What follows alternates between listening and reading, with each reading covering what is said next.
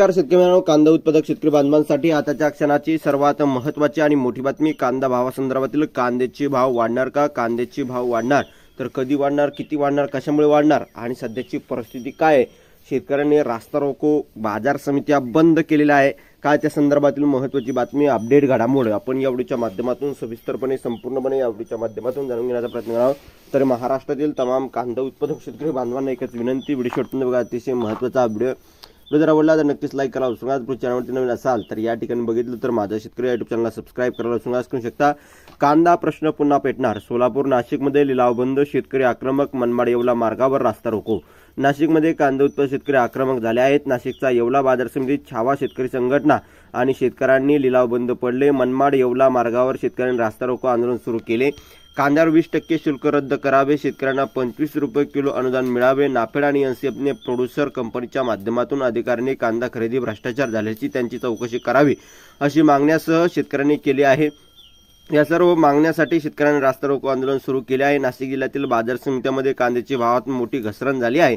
कांदा उत्पादक शेतकऱ्यांना दिलासा देण्यासाठी सरकारनं कांदा प्रति क्विंटल अनुदान द्यावं आणि या ठिकाणी अशी मागणी कांदा उत्पादक शेतकऱ्यांनी केली. कांद्यावर 20% निर्यात शुल्क देखील तातडीने हटवावं अशी मागणी करत शेतकरी आक्रमक झालेले आहे.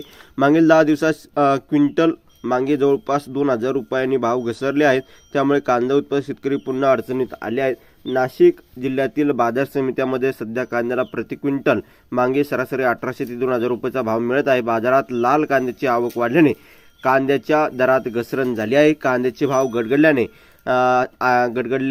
आहे त्या भावात उत्पादन खर्च देखील वसूल होत नसल्याने कांदा उत्पादक शेतकरी हवालदिल झालेला आहे. ही होती महत्त्वाची वस्तुस्थिती. धन्यवाद. जास्तीत जास्त कांदा उत्पादक शेतकरी बांधवापर्यंत हा व्हिडिओ नक्की शेअर करा. केंद्रीय गृहमंत्री अमित शहा यांनी डॉक्टर बाबासाहेब आंबेडकर यांच्याबद्दल केलेल्या वक्तव्य बंद करण्यात आले आहे.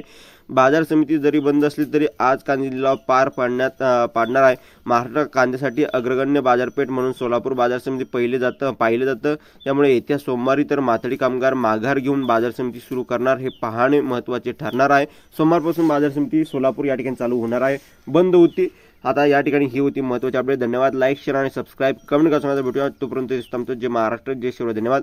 जास्तीत जास्त कांदा उत्पादक शेतकरी बांधवापर्यंत हा व्हिडिओ नक्कीच शेअर करा आणि जास्तीत जास्त कांदा उत्पादक शेतकरी बांधवापर्यंत हा व्हिडिओ नक्कीच पाठवा जेणेकरून त्यांनाही ताजे आणि महत्त्वाचे अपडेट करा. धन्यवाद.